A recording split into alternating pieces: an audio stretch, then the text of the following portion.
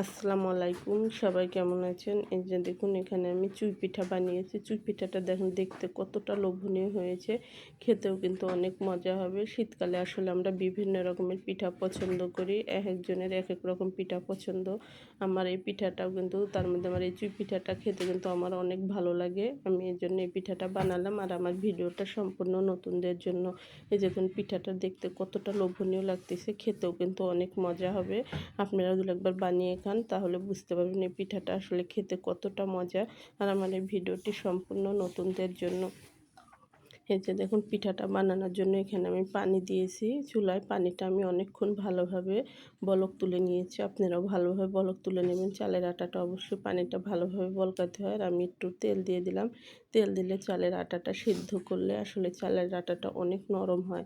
আমি এই কারণে চালের পানিতে একটু তেল দিয়ে দিলাম। এই দেখুন আমি এখানে আতপ চালের আটা নিয়েছি। আপনারা সিদ্ধ চালেরও আটা নিতে পারেন, কিন্তু এই পিঠাটা আমার কাছে মনে হয় আতপ চালের আটা হলেই ভালো হয়। আমি আসলে বেশিরভাগ পিঠা সিদ্ধ চাল দিয়ে বানাই, কিন্তু এই চুই পিঠাটা বানানোর সময় আমি আতপ চালের আটাটা নিই। এই যে দেখুন চালের আটাটা এইভাবে দিয়ে আমি ভালোভাবে, আর আতপ চালের আটাটা দিয়ে অবশ্যই সাথে সাথে নাড়তে হবে, না ছাড়া একটু দলা বেঁধে যায়, শক্ত হয়ে যায়। এখানে আমার আরেকটু আটা লাগতো, এই কারণে আমি আরেকটু আটা দিয়ে দিলাম।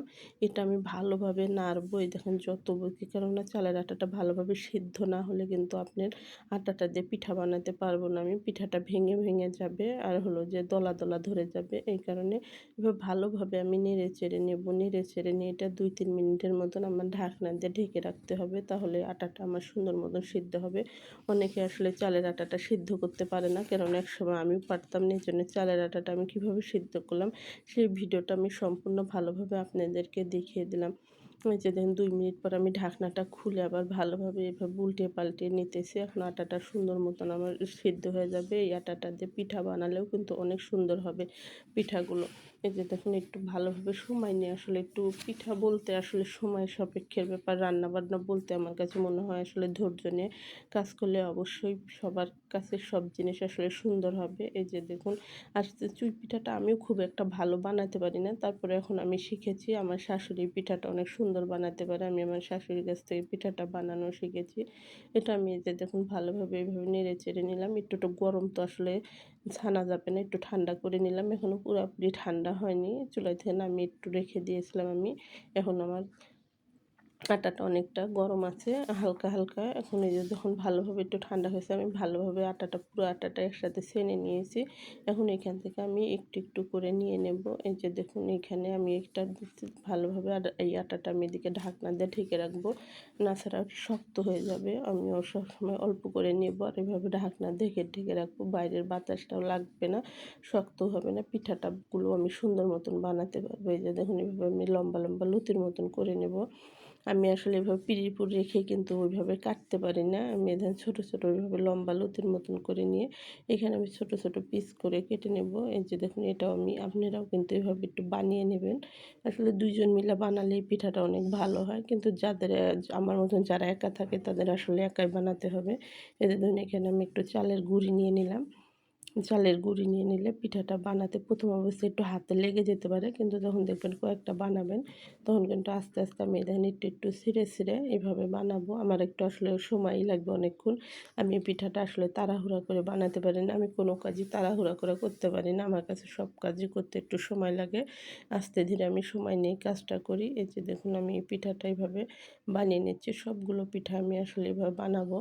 এই যে দেখুন আমার পিঠাগুলো কিন্তু একবারে খারাপ হচ্ছে না, আমার কাছে মনে হচ্ছে ভালোই হচ্ছে, কেননা আমি একবারেই পারতাম না, এখন যাই হোক টুকটাক পারতেছি। আপনারাও দেখে কিন্তু বুঝতে পারতেছেন আমি কীভাবে বানাচ্ছি। আর এই জন্য আমার পিঠাগুলো কিন্তু একবারে, আর একটু গুঁড়ি দিয়ে রাখবো, না ছাড়া একটার সাথে একটা লেগে যাবে। এই দেখুন সবগুলো পিঠা কিন্তু আমি বানিয়ে নিয়েছি। এই যে ধরুন আমার পিঠাগুলো একবারে কিন্তু খারাপ হয়নি, মোটামুটি ভালোই হয়েছে।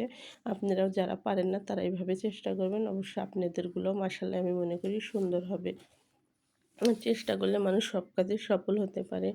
এদিকে আমি গুড়টা জাল দিয়ে নিয়েছি। গুড় আসলে আমি সবসময় জাল দিয়ে নিই, না ছাড়া গুড়ের মধ্যে অনেক সময় ময়লা থাকে।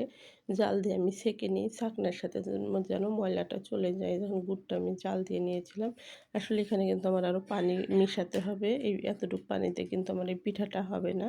আমি এখানে গুড়টা সেঁকে নিলাম। নিচে আসলে এখানে ছাঁকনিতে ময়লা পড়েছে। আপনারাও আসলে গুড়টা কিনে আনলে জাল দিয়ে নেবেন। আগে একটু অল্প করে পানি দিয়ে পরে এভাবে সেঁকে নেবেন। এই যে আমি যেভাবে সেঁকে নিলাম।